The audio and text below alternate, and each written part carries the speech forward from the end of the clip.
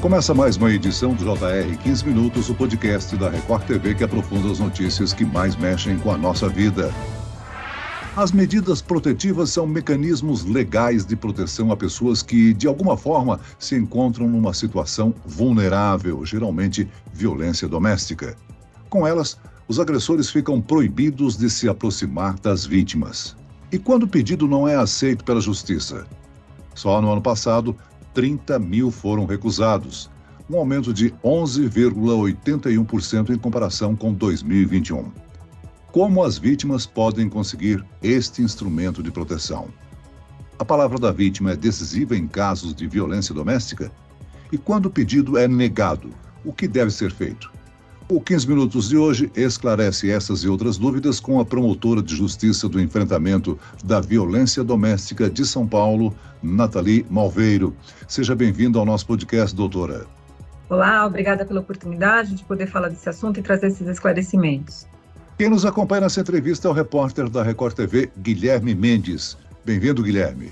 Oi, Celso, obrigado pelo convite. Olá, doutora Nathalie. Celso, este é um assunto preocupante. Segundo o levantamento mais recente do Conselho Nacional de Justiça, só no ano passado foram solicitadas mais de 460 mil medidas protetivas em todo o Brasil. Cerca de 345 mil foram concedidas, mas outras 30 mil foram recusadas. Doutora, em primeiro lugar, queria pedir que a senhora explique o que é uma medida protetiva e a quem ela pode proteger. Não são só as mulheres, certo? Crianças e idosos também podem ser beneficiados por medidas protetivas, não é isso? Oi, Guilherme. Exatamente. A medida protetiva, ela, na verdade, foi instituída pela Lei Maria da Penha em 2006 e ela é um instrumento muito poderoso de proteção para as mulheres e para outras pessoas que sofram violência doméstica, como crianças e mulheres idosas. São várias medidas protetivas previstas na Lei Maria da Penha, que depois sofreu algumas alterações e outras medidas foram incluídas. As mais importantes, as mais comuns, são a de afastamento do agressor do lar conjugal, que é aquela medida que obriga com que o agressor seja retirado da casa em que a família vive. A medida de proibição de contato, então é uma medida que faz com que o agressor fique proibido de qualquer tipo de contato com a vítima, contato por WhatsApp, contato por Facebook, contato por telefone, até contato através de terceiros. A medida de proibição de frequência aos mesmos lugares, porque o que a gente observa é que aquele homem, por exemplo, que nunca frequenta a igreja, quando tem uma medida protetiva contra ele, passa a frequentar a mesma igreja que aquela mulher que sofreu a agressão. Então, essa medida também é uma medida muito importante. E uma medida que eu relevo como muito importante, sobretudo agora, porque nós estamos num momento em que tem muita arma de fogo em circulação, é a medida de suspensão do porte de arma de fogo, que é uma medida bastante interessante porque ela faz com que o autor da violência fique proibido de portar e até de ter como propriedade aquela arma de fogo. Essa arma de fogo pode ser apreendida. E a gente sabe que a arma de fogo sempre é um fator de risco muito grande para mulheres em situação de violência. Crianças e idosos também podem, sobretudo mulheres, meninas e mulheres idosas, que são dois grupos também bastante grandes no enfrentamento à violência de gênero. Meninas que, sobretudo, sofrem violência, não só violência física, mas muita violência sexual. E mulheres idosas que, infelizmente, acabam sendo agredidas pelos próprios filhos, muitas vezes viciados em droga ou com uso abusivo de álcool. Então, são vítimas bastante importantes no enfrentamento à violência doméstica. Agora, doutora Nathalie, em 2022, o número de pedidos de medidas protetivas aumentou 12,19% em comparação com o ano anterior.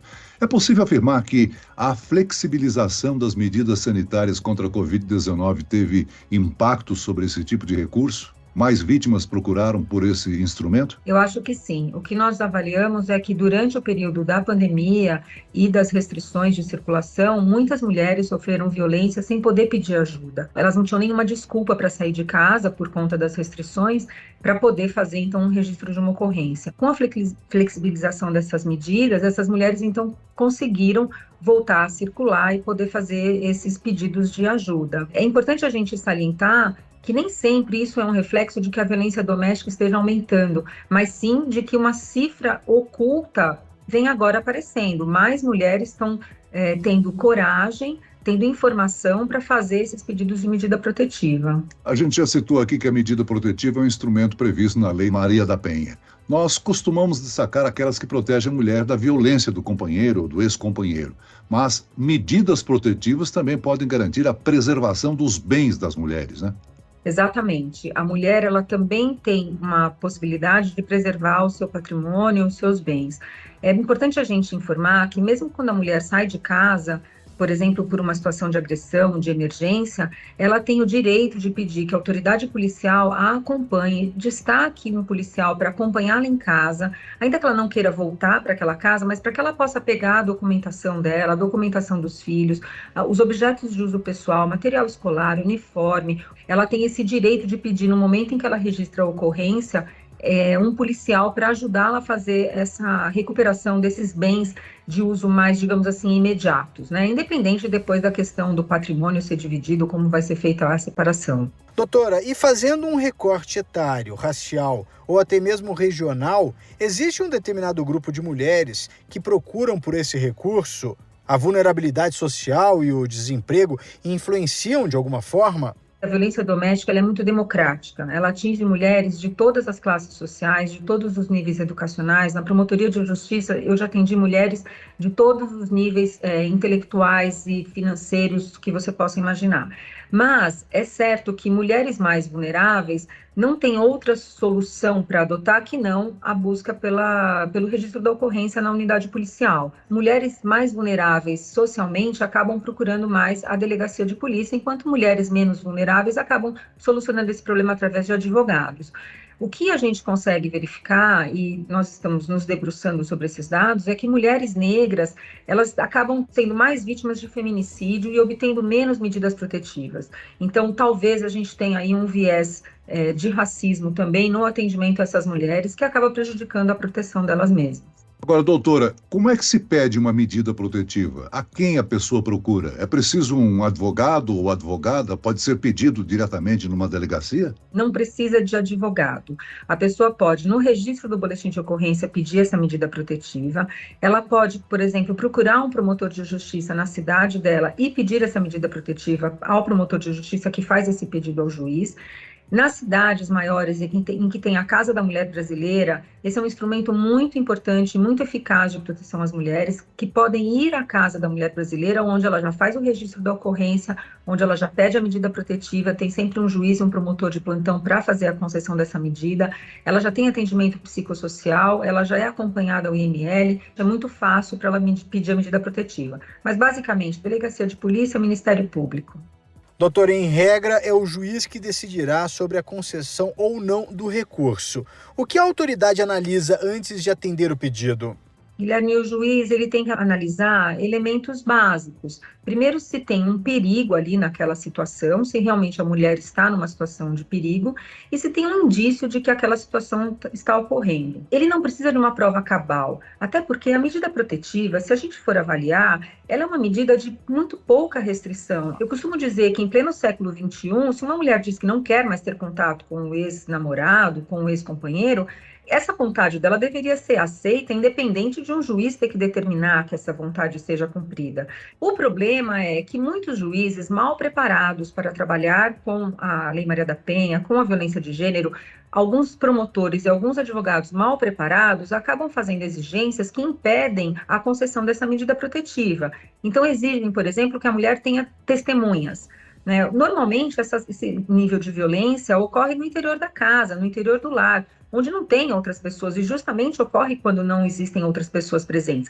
Se tiver mais alguém presente, vai ser um parente, alguém que convive, um amigo de alguém, e os juízes muitas vezes entendem que essa testemunha ela não seria isenta. Então, o depoimento da mãe da vítima, por exemplo, não seria isento e não permite com que o juiz considere que aquela agressão efetivamente aconteceu.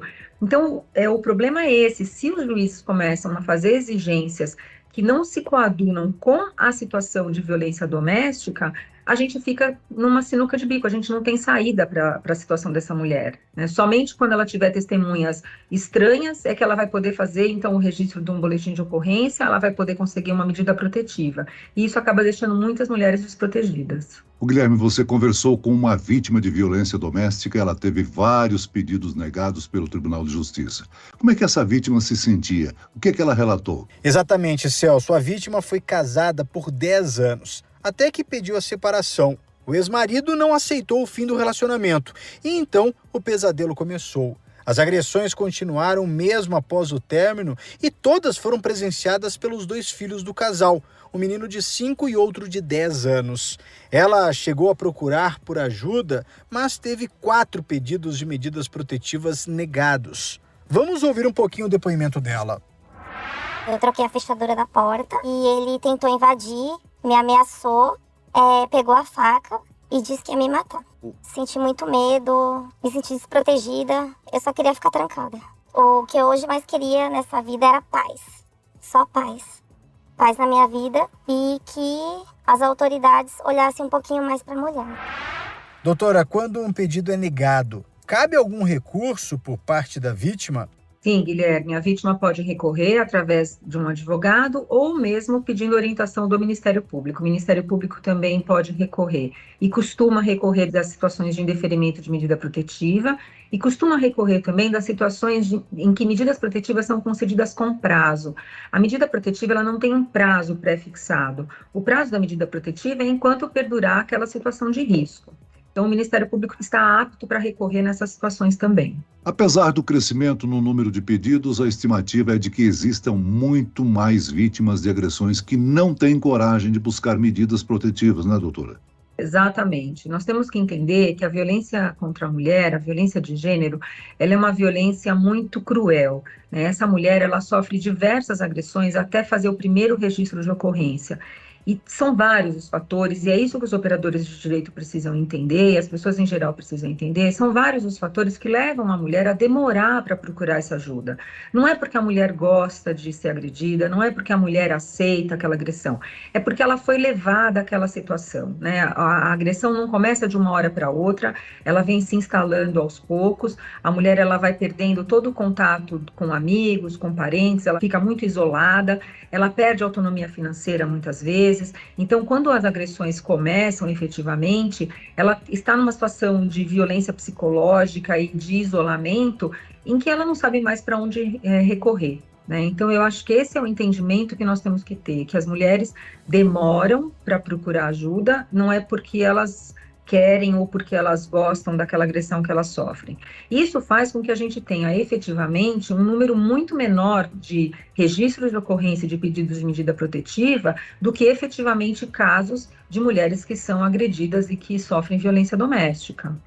Agora, nós estamos aí falando da importância das medidas protetivas e de mais pessoas terem acesso a esse benefício.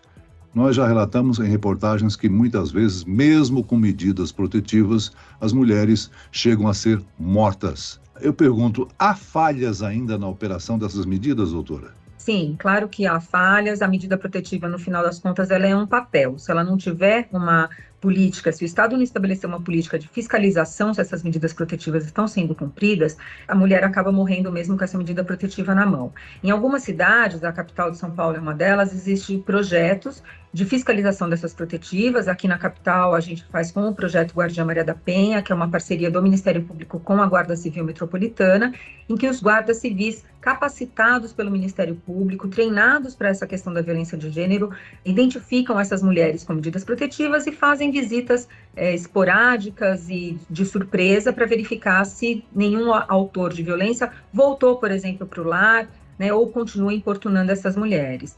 Mas um fato importante, Celso, da gente levar em consideração, é que algumas estatísticas já vêm demonstrando que a maioria das mulheres que morrem são as mulheres que não tinham medida protetiva e que mais não tinham nem mesmo registrado nenhum boletim de ocorrência durante essa vida toda de agressão. Então, é importante que essas mulheres saibam que, por mais que a medida protetiva seja só um papel, por mais que haja falhas na fiscalização do cumprimento dessas protetivas, a medida protetiva, ela salva vidas. Então, é importante que as mulheres tenham essa informação para que elas procurem as autoridades, obtenham as medidas protetivas, para que elas estejam, então, um pouco mais protegidas.